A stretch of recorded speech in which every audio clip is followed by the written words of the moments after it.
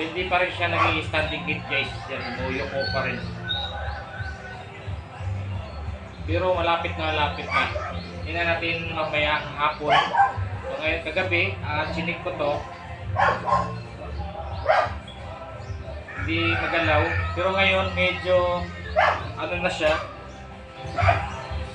Pakupas na rin. Pero tingnan natin kung mag-standing heat. Ayun guys, nag-standing heat pero hindi pa ganun ka 100% na talagang nag-standing heat siya. Pero nakikita nyo, hindi na siya gumalaw. So, yung tinga na lang hindi tumatayo. Konting ugay lang to guys, tingnan nyo ha. Hindi pa siya tumatayo yung tinga. Maya-maya nito, tingnan natin.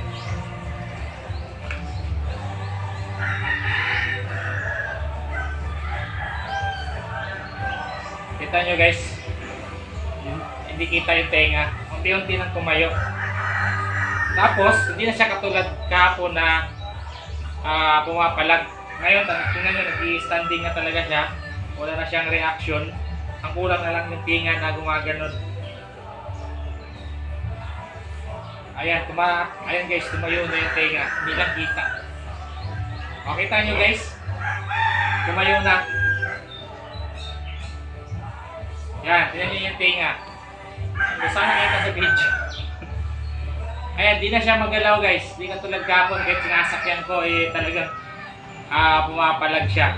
So ngayon nakatayo na yung tinga. So standing heat na. So ganun guys, hindi lang yung pabilisan sa pagsakay. So nakikita nyo kanina, hindi yan tumayo yung tinga. Ngayon tingnan nyo. Wala nang kagalaw-galaw. So ganito guys, pwede nyo na i-AI kahit yan, nakatayo na. Ano guys, ito yung tamang timing.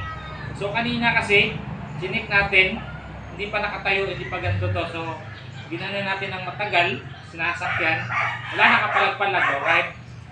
Mabigat tayo, pero matibay ang buto niyan, hindi basta-basta napipilayan, dahil regular na nagbigay tayo ng sisikal. So, standing heat na po talaga siya. Kita niyo yung tinga, kita ba sa video? Yan. So, sundan nyo lang guys. Ito, sundan nyo lang yan. Kapag may naglandi kayong inahin para mag-standing heat. So, standing heat na talaga siya. Ito ng tamang timing sa pag-iay. Tapos, mas maganda, follow up sa pag-iay kinabukasan. So, one bottle ngayon, one bottle is equivalent 100 ml. Yung isang bottle. So, bali 200 ml po ang ibigay po natin kapag nag-EI. So, 1 ml ngayon, kinabukasan 1 ml. Maganda talaga yung follow-up. Kasi ang life ng semen sa tiyan sa ovary ng ating panahin is 24 hours yan guys ang buhay nila. 24 hours tatagal sila. Tatagal yung buhay nila sa loob. So, kaya mas maganda, okay lang din yung 12 to 24 hours ang follow-up, pwede yan. Kasi nga, minsan, ang bilis kasi mawawala yung paglalandi. So, ang pag-interval ng pag-EI is nasa 12 to 24 hours. So, pinakamaganda sa 24 hours. Pwede naman kahit 15 hours, 16 hours, 17 hours kapag follow-up kayo.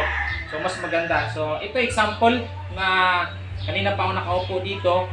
Pero hindi natin nakitaan na pumapalag, hindi katulad kahapon. So yan guys, nag-standing heat. So wala nang kapalag-palag. So gaganin nyo lang. Kanina di ba hindi pa yan lumabas yung nakalandi. So gananin nyo lang, gananin.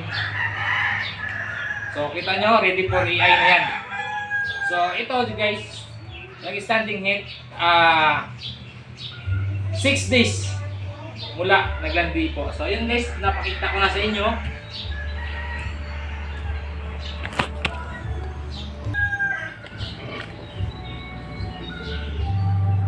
So ganun lang guys, gawin nyo po yung ito, gawin nyo yan kapag may naglandi kayo.